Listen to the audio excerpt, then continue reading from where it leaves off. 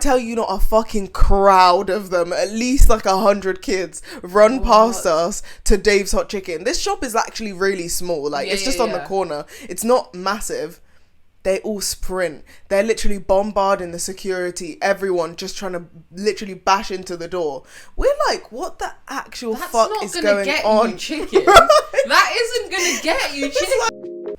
This is a little story time that's unlocked a new phobia for me. Oh god, I'm scared. So I was just humbly walking back from uni, just having a chill time, and then a flipping pigeon decides that it's gonna come flying down really low and skims the top of my head. I was like, does it touch your head? Yeah. What? Like, I felt it, I was like, what the hell? And then I just see it continuing flying. I'm like, it genuinely made me feel sick. What the hell? Because I was like, okay, first of all, like, whatever, it touched my head. But then I thought, that's the bottom of a pigeon's body on my head. Like, I don't even want to... That's a quick shower. I don't want to unpick the lore behind what's down there, bro. I don't... Grim. And do you know what actually was the absolute cookie on top? What? There was this woman who was like asking for money, who was sat down with a cup, and she was creasing. She was the only person who saw it, and she was creasing. I was like, I'm glad I made your day, because my day's been fucking ruined. What the hell? Now I'm literally, every time I see a pigeon, I'm scared that it's going to skim the top of my head. That's actually I was really like, it's weird. vulgar. It's actually disgusting. I think I would throw up. Literally. And I was like, birds usually have a really good perception of like where they're going. How are you skimming past, like, over my head, bro? Why are you not just flying above me? What is it with you and bums laughing at you or ridiculing you? Because that's not I'm telling you, normal. they're actually like not being kind to me, and I don't know what I did to you, bro. I actually don't know. First is my voice, Savage. now you're creasing at the fact that I've been attacked by a bird, basically. Like, it's actually, it made me feel so ick. Do you think the bird landed on your head low-key to just like leverage itself, give it a boost in the air? No, because I felt the way it wasn't like its feet like touched my head. It was just like the back of its tail just went whoo. What? Oh, that's so nasty. I was like, sorry. Birds are just everywhere. They land wherever, and that's now on my head. That's ropes, You had to have a quick shower after It was that, actually, I literally did. I was like, this is disgusting. That is actually grim. I'm so sorry. I haven't told anyone about that, by the way, because I was genuinely too disgusted and ashamed. That is actually so unfortunate. What did you do to deserve that? Literally. Nothing. That's crazy. Just cursed for no reason. On that note, welcome back, everyone. Welcome back.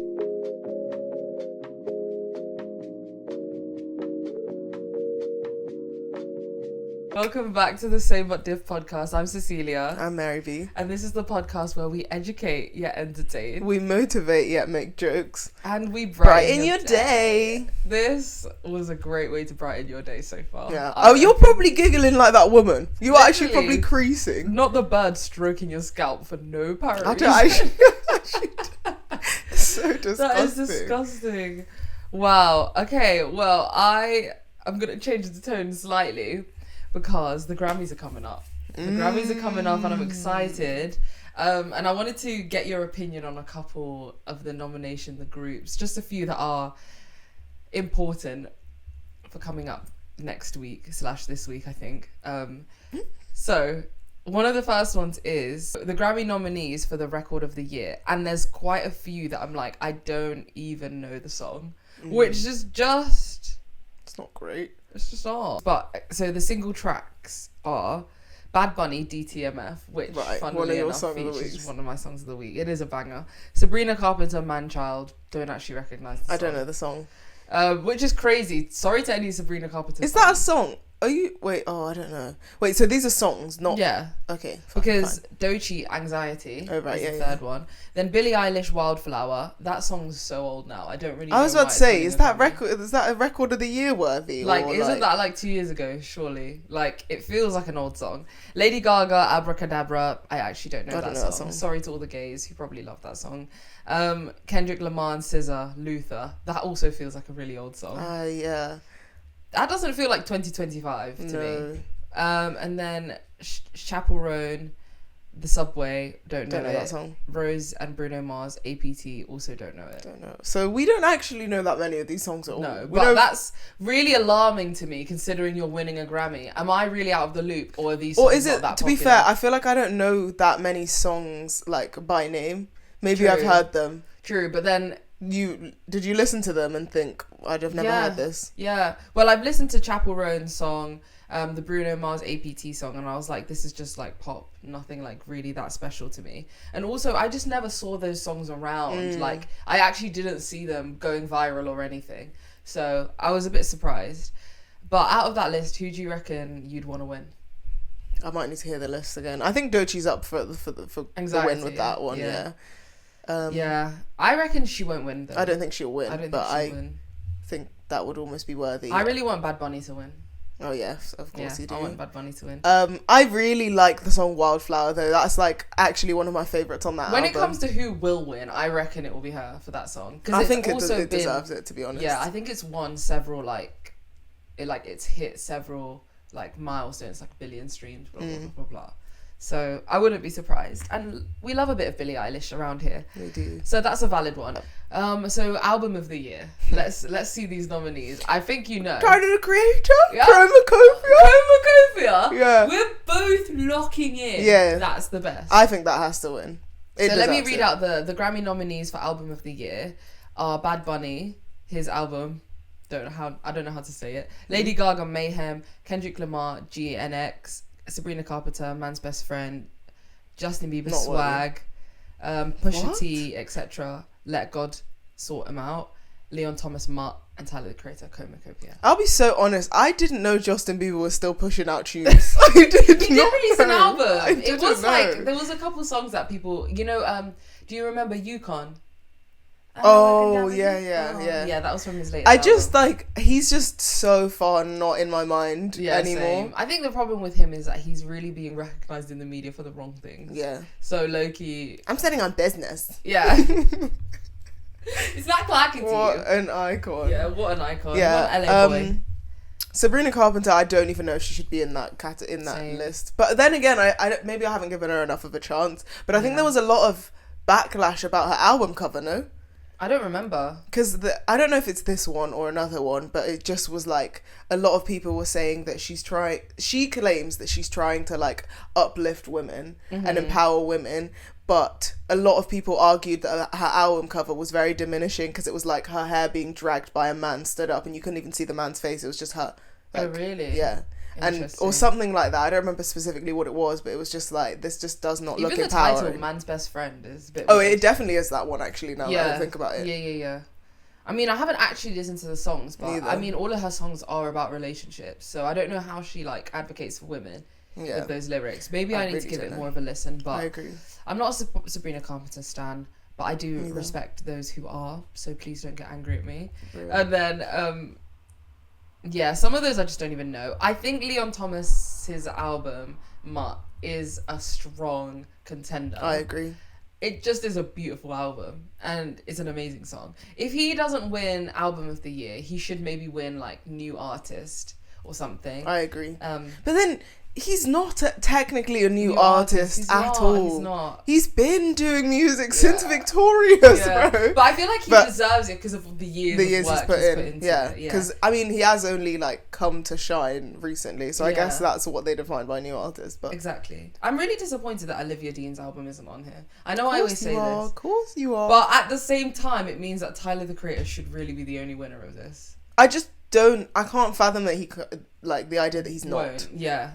And to be honest, someone was telling me how they were like, oh, like, it's a surprise that he is on this. I think he's also up for Best Rap Album. With DTTG. Yeah. So, no, with Chromacopia. Oh, really? Yeah, Best Album. Oh, but he's also, he's got something for DTTG. Really? Yeah, I think so. He did well. Hip hop or something, I don't remember what it is. Yeah, it must be Hip Hop Album. So if he doesn't win Album of the Year...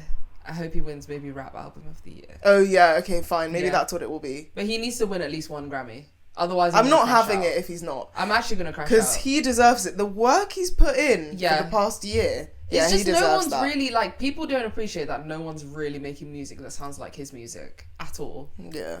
like at all. Daniel Caesar should be somewhere here, but maybe next year he will be. But yeah, I don't know. I'm excited. I'm not gonna obviously watch the Grammys because it's gonna be at like 4 a.m. But I will tune in the morning to see what the hell's happened. So it's looking good. It's looking good. That's exciting. Yeah, that was cool. So let's keep up the theme of music and hop into Song of the Week. Song of the Week. Hey, Song of the Week. Hey. Song of the Week is our favourite segment that we do every week, just to give you guys a taste of what good music really sounds like. We now have multiple playlists on our Spotify, so if you know what kind of mood you're in, go ahead and have a look. Exactly. So, my Song of the Week is Why Love by Ashake. Ooh. You know we love our Ashake over here. Have you heard this song? Have you heard this song? I don't think so. Is it like his newer music? I think so. Yeah. And he's bold. I don't know. Okay. I mean, he is bold now, but I don't know if that was like his state when he released the song. Anyway, so I got put onto this song by a family friend, and she knows that I despise Amapiano. Like generally, just like I can't believe that. I don't hate it, but people who are Amapiano warriors and hate on Afrobeats genuinely don't make sense to me, because you've got a 2-minute intro before the song actually starts and it doesn't make sense to me, but then the song's 7 minutes. Cut those 2 minutes out of here, bro, because you don't need that long to build the song. That's just my opinion. Do you know what I think people don't like really acknowledge enough is that Amapiano is like drum and bass but African.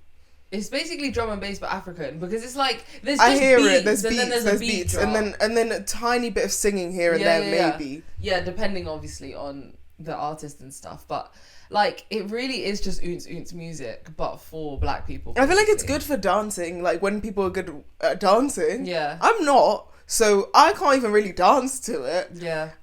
But I generally find it just, it's okay. Yeah. I can name you 5 songs that I like, but I bet you they're the most basic 5 that everyone knows. Yeah, probably. But yeah, so he released this song and she was like, listen to it, it's Amapiano vibes. I was like, oh, okay. dread. But then I listened to it and I was like, why? Whenever Ashake does Amapiano, he does it well, bro. That's a controversial opinion, but I totally agree. Okay, but maybe it's well for me. Like, yeah. Maybe it's a different type of Amapiano, not just the 2-minute intro with some beats doing. Yeah, it's true. Stuff. It's like he's got the Amapiano flair, but he still has just a voice that carries whatever he's really like on. Yeah, and I just think it's a banger. He's like, really versatile, and he doesn't get enough credit for being He versatile. actually is. You know, like, we always, not to compare, but obviously we always, like, really praise Davido for, like, being a great artist, but when you listen to his music, a lot of his music sounds very similar. Samey. Especially the ones that really go But then popular. equally for him, at least he knows exactly what to do. Yeah, exactly. True. Whereas I feel like Ashake, he at least experiments with a lot of sounds, and he does it well, unlike Burna Boy, who doesn't technically always do it well. He definitely doesn't. I'm sorry to say. I'm really sorry to say. Give an example of when he didn't do it well. He's been hopping on some weird rap songs. Oh, really? I mean, I haven't really been up with the Burna Boy. I don't know, like, status. I listened to it once and I'm like, Burna, you did not slide on this. You didn't, yeah. It did not hit. Yikes. Do you remember, I don't know if you remember last year, Odumodu Black's new album? That wasn't great at all. I was so disappointed. Damn. I really came out of listening to that album with one song that I thought was okay. You know, that defines a bad album. Yeah. Bro. I mean, I would like to give it another go, but when I listen to it, maybe you need to become an album listener for that reason, exactly. Yeah. I mean, I have been trying ever since we had that conversation. But hey, we'll see. So my song of the week, and this is an honourable album mention that came out last year. This is, and I don't think we've actually spoken about this. So Lily Allen released an album last year. I didn't even know. Yeah, she released an album last year.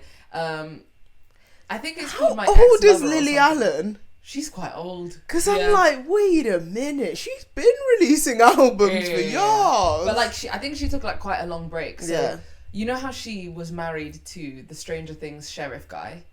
She was? Yeah. So she was married to him, and her newest album was basically her drawing out the terrible relationship they had.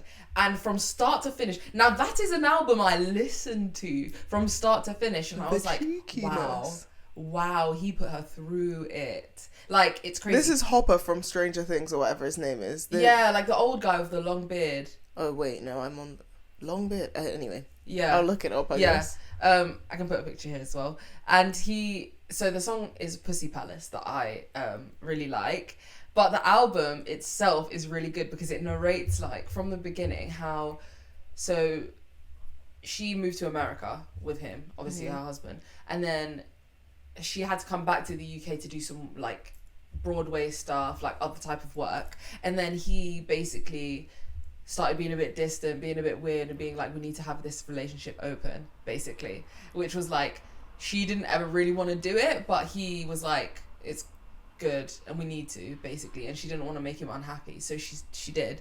And then she just described how he just fucking ran with that and did the most. So Pussy Palace, in that song, she describes how they were going through a rough patch and she didn't want him to come to one of their flats. So then she went over to his to drop some stuff off. And then literally the chorus is like, I didn't know this was a pussy palace. I thought it was a dojo. Because he would always obviously like say that's what he was using that space for. But then it was like a fucking sex dungeon. And he was just having a ridiculously weird amount of sex with like people. And then the album follows on where she's like trying to like have an open relationship, so she was going on dating apps using like aliases and like trying to meet with these people to like match his energy, but she just never wanted to do that. And then also then he started actually seeing one woman specifically, and they had rules around their like open relationship where it's supposed to be one time with one person that's a stranger always, and he didn't follow that and he started just like fucking this one girl. And there's literally like a part where the one girl, her perspective, she's talking, she's like, oh, I would never do that, like we're nothing serious, and like actually speaking to her about it, and just like she well, this was the actual girl? No, I don't think so. Oh, okay, I was about to say, damn. I don't actually know though, it might be, someone comment down below if it is, but that album was pure tea. It actually gagged me. And then I'm gonna have to listen just for the story time. She has a song called Non-Monogamummy, and she literally talks about how she's struggling with doing this fucking non-monogamous relationship, and she's a mum, and she's old, like she's a mum as well. Yeah, and she was just like, you know, I don't even feel like desirable to men, so I don't find it easy to just go out and like sleep with random people. So him doing it was just so difficult for her, and I was like, girl, heal. She like, should have cut from that ages ago. Yeah, but like I mean they're divorced now, but it was just like, fuck. Some people go through a lot, man. He's a scumbag, an actual. I need scumbag. to look up this guy. It is him. Yeah, him. Damn. What's his name? David Harbour. Yeah. Wow. Yeah. That is insane. It's such a disgrace. A sex dungeon is wild. A pussy palace. That's actually fucked. Yeah.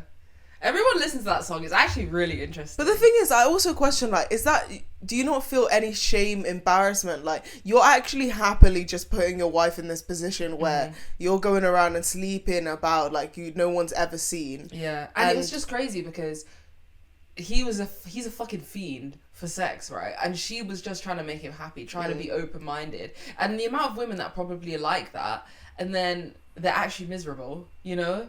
Like, I remember, okay, obviously this is like a bit more extreme, but the Diddy case, and so random. But the woman, Cassie, when she was in a relationship when she was really young with Diddy, she never was into all of this freaky shit. And then he just started getting her into it, trying to make her into it. And obviously when you love someone, you're trying to be open-minded for them. But we're not feeling it. What are you doing? That's so fucked. And then she just got put through the ringer, man. It's absolutely crazy. Yeah. Shout out to Lily Allen. Like, she, even in one of her songs, she was like, I used to be famous. You know, like talking about how literally she just went through a whole lot of shit. She doesn't even have like a really big career anymore. And she's just dealing with a fucker. That is just tapped, bro. It's so bad. So bad. Poor woman. Yeah. Well, I'm glad she's used that to create music. Yeah. Really good songs, actually. I really liked it. I'm definitely going to listen. Wow. Yeah. That was a great song of the week segment. I will say, tea spilled. Tea spilled. But onto another note, I just had. There's another experience that I had, and it was just. It made me think the black youth need help. That's just how I'm gonna start this off. That's actually a serious topic, but go on. Yeah. Make me laugh. For context, right? So I'm not sure if you know of the place Dave's Hot Chicken. Yeah. Right. I didn't know it was in Manny. Yeah, so they opened a new one, or nice. maybe it's not new, I don't know. Anyway, so they opened one, and they had this day on a Thursday where they were like, okay, from 11 till 8 p.m, you download the app and you get a voucher for a free slider and a free drink. Okay. So I was like, sweet. Run that my way. Give me that free slider. Those sliders are about like £7 on a normal day. Yeah, so I was like, let me go and collect my freebies, bro. So... As you do, skip a cheeky lecture to go and get a freebie. And so we waltzed ourselves down to Dave's Hot Chicken. Queue was fuck off massive, like genuinely huge. And this was like after school time had ended, so it was like 4 p.m. Yeah. So we were like, okay, let's join the back of the queue. First of all, there was a queue around the corner of the shop, and then they separated the queue to another side next to a wall. So queue was huge, so we were like back on the other side. Then like we're just waiting, like it starts to like pick up the pace of the queue a bit too much, and we're like, what the fuck is going on? We see that there's some kids that are trying to like jump the queue, and then like 3 kids come running past us. A crowd of black kids that are from school. Literally, I tell you, not a fucking crowd of them. At least like 100 kids run past us to Dave's Hot Chicken. This shop is actually really small. Like it's just on the corner. It's not massive. They all sprint. They're literally bombarding the security. Everyone just trying to literally bash into the door. We're like, what the actual fuck is going on? You chicken. That isn't gonna get you chicken, like, guys. You're not gonna achieve what you want here. But herd mentality is cooking you, because you see 3 kids running. Everyone runs. That's classic secondary school, by the way. Literally, then we literally saw some kids, bro. There's some 8-year-olds there. I shit you not, there was every age range. The 6th formers were the only ones who didn't even do it. Wow. I was like, wow, people are stupid. That is so and then sad. Security was screaming. This was before the crowd even started running, because there was just some random kids who had tried to jump in, and they were like, get the fuck away. You can't, like, if you're trying to jump in, don't even bother. Like, you're not even going to be invited into the queue. Piss off. And literally was screaming. We were so far away from the security, but we could hear them screaming because they were screaming that loud. But then when they got bombarded, they had to shut the whole Dave's Hot Chicken. They were like, fuck that, because kids genuinely ran in to the actual shop. What did you think was gonna happen? That you can't just jump into the back and get the chicken, bro. You're not getting it. And you know so then they just ruined everyone else's thing. We held back for like half an hour, 45 minutes, hoping that they'd reopen it when the kids disappeared. Bro, police were even called. Wow. There was actually police there.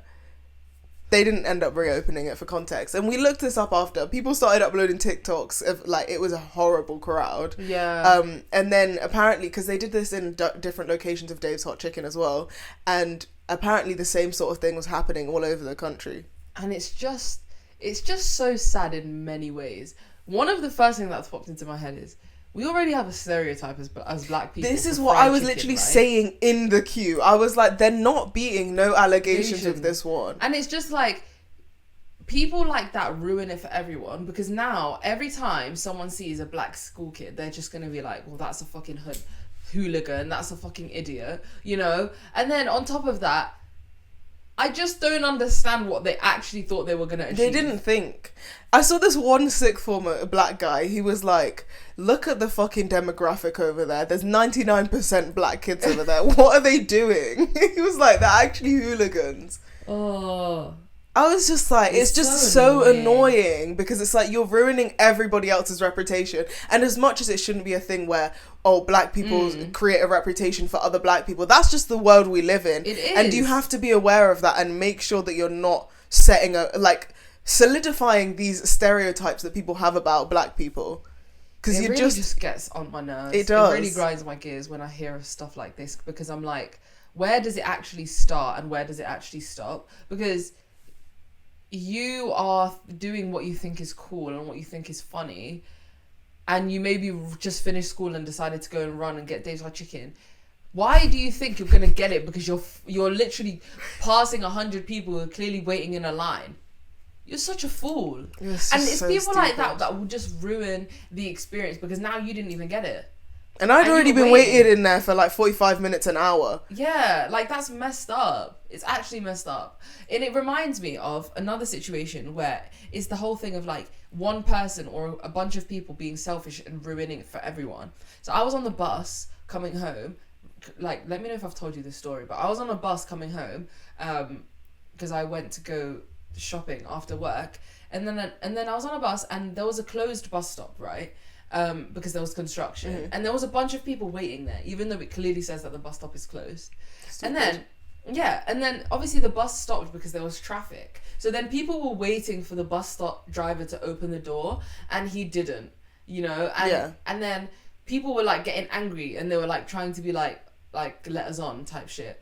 And then some black guy grabs a rock and throws it at the bus, or like a small stone or something, throws it at the bus, and then smashes the window of the bus, and a woman like screams because obviously she gets shards of glass just like on her. I was upstairs, but I could hear it from downstairs, and I was just like, bruh, what the actual fuck? And then the bus driver obviously had to now stop the bus journey, and everyone had to get off and find another way home. And I was like, this is why we have a bad rep in society, because nobody told you to use violence and force. It's not, and it wasn't gonna get you on the bus. This is the thing. It's like, just because you're mad that you're not getting on the bus, first of all, you're the idiot who went to a bus stop that says it's closed, bro. And then you want to now ruin everyone else's journey home. Literally, it's not about you all the time, bro. I was just so angry. I would be raging. You paid for the fucking bus. And I was like,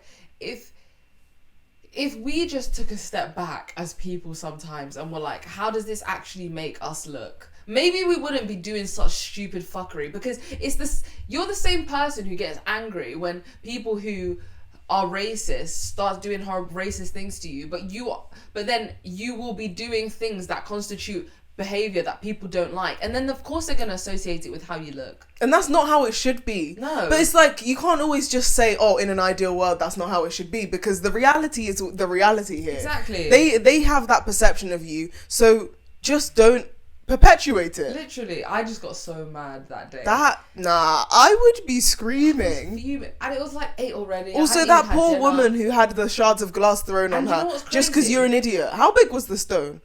It must have been decent size. It was decent size because the fucking window smashed. Yeah. But that's scary as well. It is scary. My heart was racing, and I was like, that woman who just got a stray for no reason, attacked for no reason. And the classic London bystander syndrome is no one helped her. No police was called, nothing. Literally, she just got off the bus, like kind of like hurried away. People were like, "Are you okay? Are you okay?" Which is, that's nice. But and then she like left. And there was no consequence. The person who like smashed the window just like went away. They hurried off.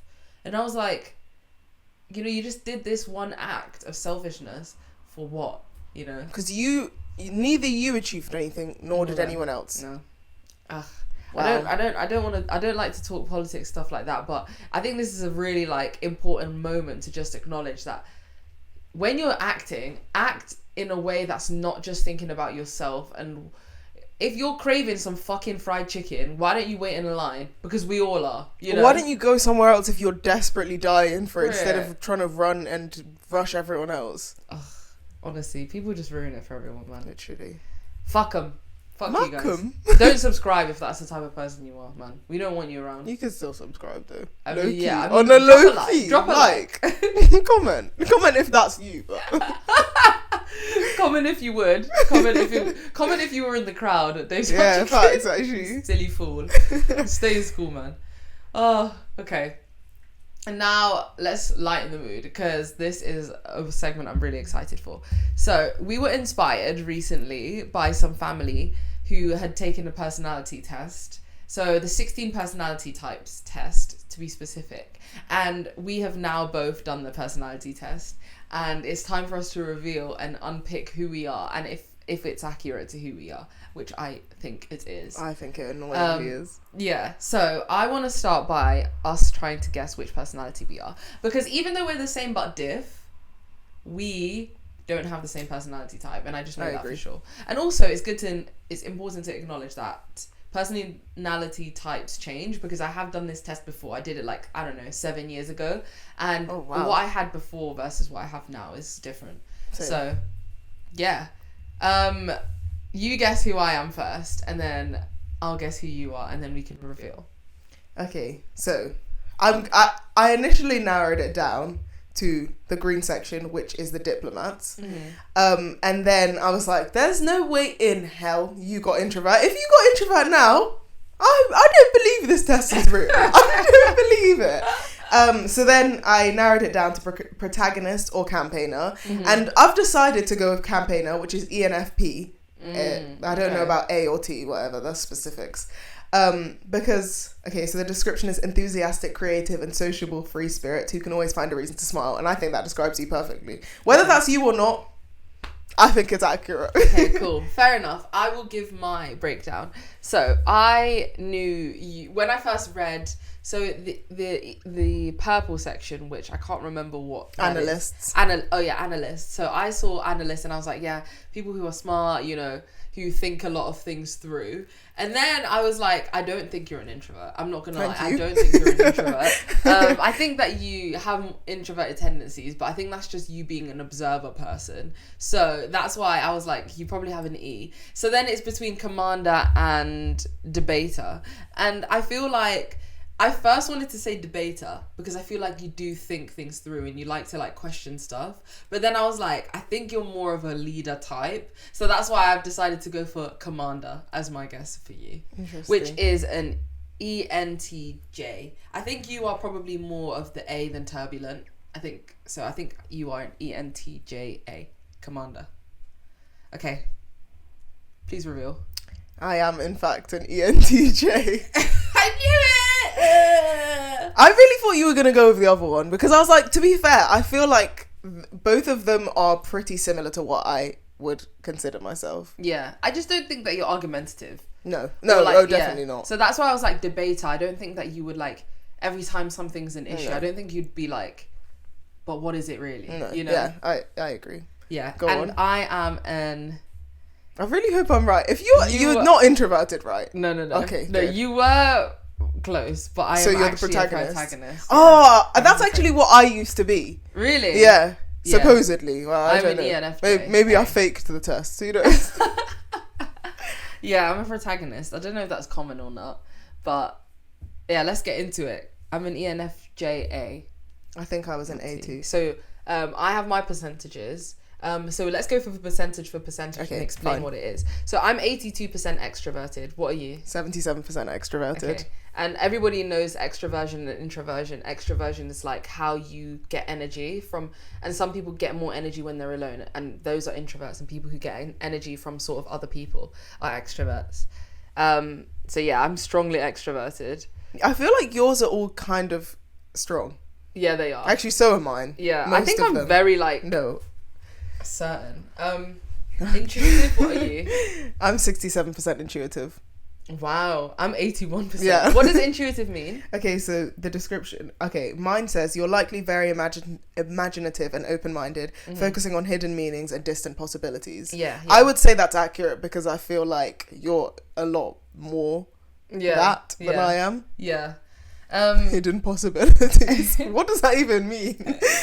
Okay, feeling or thinking. What are you? I'm 61% thinking. Really? I'm 64% feeling.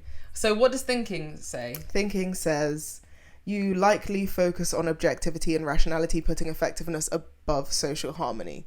Interesting. Which actually is a very key theme in a lot of the descriptions. It was like you think a lot more logically than with emotion. Yeah, fair. Which I would say describes me pretty accurately. I think I'm feeling too. Yeah. But I'm glad I'm not really high really up. Yeah, and I'm not very high up in feeling. That's my most neutral one actually, which is funny. Same. Tactics. You're judging? I'm 86% judging. Really? I don't know what that means. Okay, the description. On. You're likely organised, decisive and thorough, valuing structure and planning over spontaneity. And I think that's actually true. But I feel like your spontaneity comes in like a lot of social situations. Like you would just randomly be like, yeah, let's do this. Yeah, true. And I like a lot more planning just with generally everything in my life. Yeah, true. I think I need to be more planning actually, low-key. Plan those budgets, bro. funds ain't holding you up no more. And then A or T, assertive or turbulent. I'm 86% assertive. I'm 81% assertive. Yeah, which means that we're pretty sure. You're likely self-assured, even-tempered, and resistant to stress, refusing to worry too much. Yeah. I agree with that. Why am I in the 80s for almost all of them, bro? Strong-minded, aren't I? So that means like when you were answering the questions, it was always like strongly agree or disagree. I think so. Because mine was a lot of them. I was like, I don't know. I'm balancing on the edge. Like, so I went for like the minorly agree or minorly disagree with some of them. Yeah. So I will read like my description of what I am. The entire description? No, just like general. Just the quick overview. Okay. Yeah, so as a natural born leader, you have an innate ability to rally people around a common goal. Your enthusiasm is infectious and you excel at creating harmonious, productive environments. However, you may struggle with criticism or conflict as your desire for harmony can sometimes lead to necessary confrontations. Learning balance with idealism, with pragmatism. Wow, can I read? English. It's just fading. It's fading, bro. And your care for others and self-care will be key in your personal and professional fulfillment. That's my like main description. Okay. As an ENTJ commander, you are a natural born leader with an unparalleled drive to turn your visions into reality. Your strategic mind excels at seeing the big picture, identifying long-term goals, and devising efficient plans to achieve them. You possess a rare combination of confidence, charisma, and decisiveness that draws others to you and inspires them to follow your lead. Your approach to life is characterized by ambition and a relentless pursuit of success. You have an innate ability to organize people and resources, creating order out of chaos and transforming abstract ideas into concrete results. Your sharp intellect and rational decision-making skills allow you to navigate complex situations with ease, always keeping your eye on the ultimate objective. Where was the howevers? Yeah. I mean, I took a pit that had both. Had like my critiques and thinking. Or my shortcomings, which is really interesting. I think there was more really shortcomings in the career path section, which I'll actually read out. Okay. Your career path isn't without its challenges. Your preference for big picture thinking and strategic planning may cause you to overlook important details or become frustrated with day-to-day operations. I think that's accurate. I do get annoyed when I don't know, I don't like having to do simple things because it's like, oh, it's just like, do it, done, just be done. I get you. Learning to appreciate and manage the smaller aspects of your work whilst also delegating effectively will be crucial for your long-term success. Oh, let me read mine. While you excel in collaborative environments and roles that involve personal interaction, you may find yourself less fulfilled with solitary, highly analytical work. Your challenge lies in balancing your idealistic drive with practical realities and in learning to value the smaller day-to-day contributions as much as the grand, world-changing gestures. Your ability to positively influence even one person's life is a significant achievement in itself. I think ours is really similar. I was about to say that is really similar. We just got both big goals. Yeah. Whereas I think the only difference is I really hate long analytical types of work that don't involve other people. Like I don't really like that's one thing about my job that I don't like. If I have to do a long monotonous task, I prefer to just give that away to someone who enjoys doing that type of thing and more oversee how someone's doing those types of things, I think. Yeah. A big thing in mine, I remember reading, was that like I don't like giving away tasks because I don't trust that people will do things efficiently, which leads to me overworking myself because I like to know that I'm doing something right, which I think is true, but I don't think it's to such an extreme extent as they describe it, because I think I'm a bit too lazy to always be doing everything myself. Yeah, true. But I would say it's reasonably accurate. I have that on mine as well, actually. Reluctant to delegate because you want things done well. You hesitate to entrust important tasks to others. I think it's not high up on my weakness list. I think one of them that was the highest is over-investing yourself. Driven by deep care, you exhaust yourself by trying to improve others' lives at work. And that's pretty fucking real. Interesting. But also, I think I've gotten better over the years at that, actually. Like, I don't... Like, when I've now realised that some people you just can't help. So then I just, like, I'm a lot better at... Dark, that is dark. Some people are past the point of help, bro. But it's also exciting that people don't really need your help, you know? Everyone's on their own journey. Which is before something that would really bother me. Because I'm like, but you could see the world like this, you know? But also, I've got adaptable, motivating mentor, which I think those things resonate with me quite a lot. Like, I love to motivate people. And building genuine connections was at the top for me, which I think is really true. And also, I'm a Cancer, and apparently that's like linked to being a Cancer. But hey, that's star sign, so I don't actually know. Something that I thought was interesting that came across like all of them is because I think this is so true. I'm a very blunt person and I'm honest. And it said your direct communication style is both a strength and a challenge. While it enables you to express your thoughts clearly and persuasively, it can sometimes come across as blunt or insensitive to those around you. And it specifically said it like in bettering that you can maintain positive relationships with colleagues and subordinates.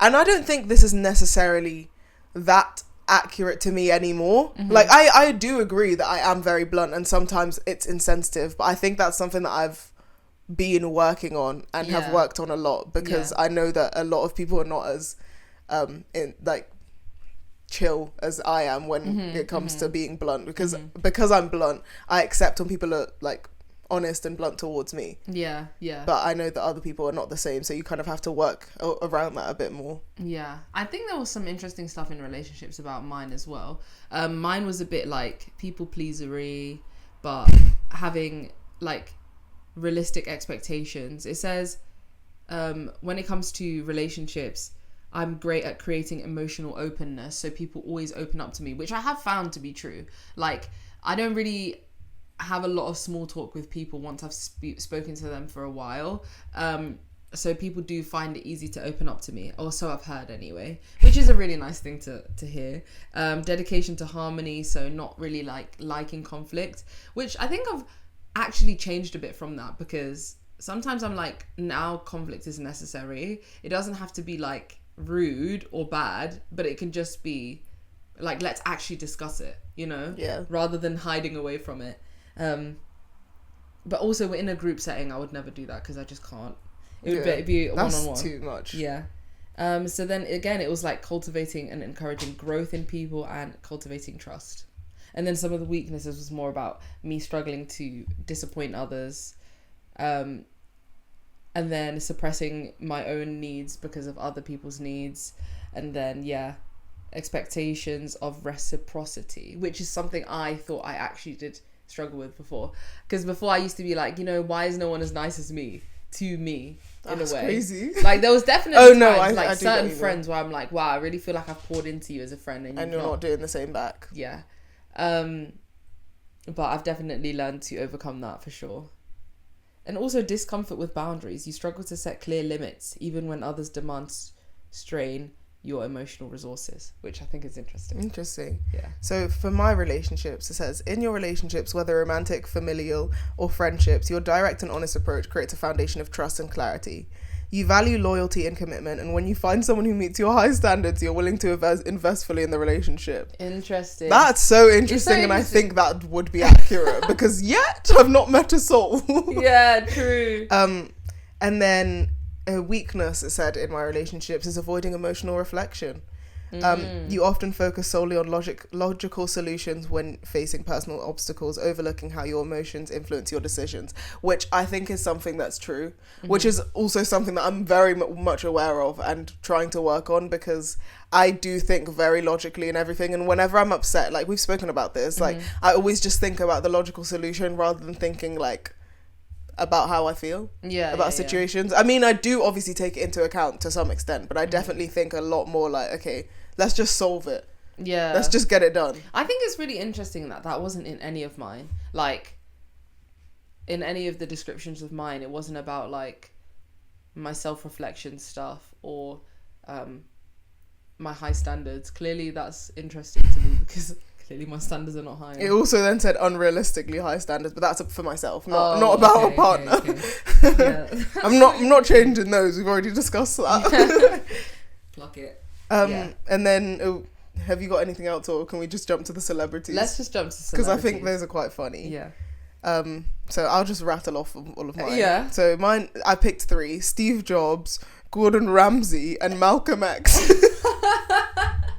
I was like, what a variety of people. Malcolm X, Gordon Ramsay, wow. Gordon Ramsay He's is a fucking rogue one. He's honest. That's for sure. That is for sure. I listed a few because there were quite a few cool ones. Obama, Malala Yousafzai, Oprah, Maya Angelou, and Daenerys Targaryen, which made me laugh because I was like... Oh, I actually remember from when I had that one. There was Daenerys in there.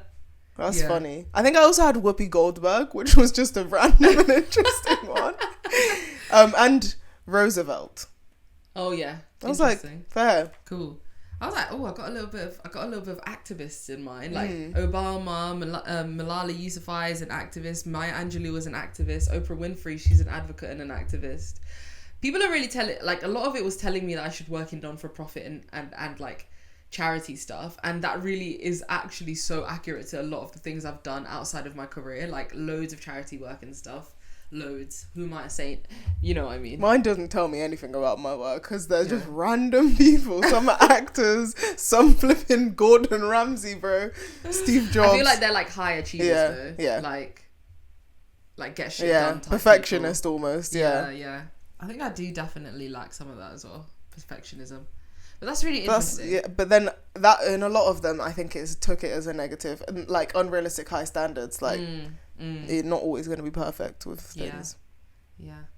I just think it's interesting how like extreme mine were. I think maybe it's also a reflection of how sure you can be about certain things. Because I was like, oh yeah, that's definitely not me. That's definitely me. Yeah. So I was just like, big bubble. It's true. But yeah, that's really cool. I would love to do that again in like 10 years and see how different we are. Imagine if we actually were just the exact same as that. I was like, that'd be rare. I know, it's true. And it's interesting to me that when I first did it, like a long time ago, I was an INFJ. So all the other letters were the same. I've never seen introvert, that.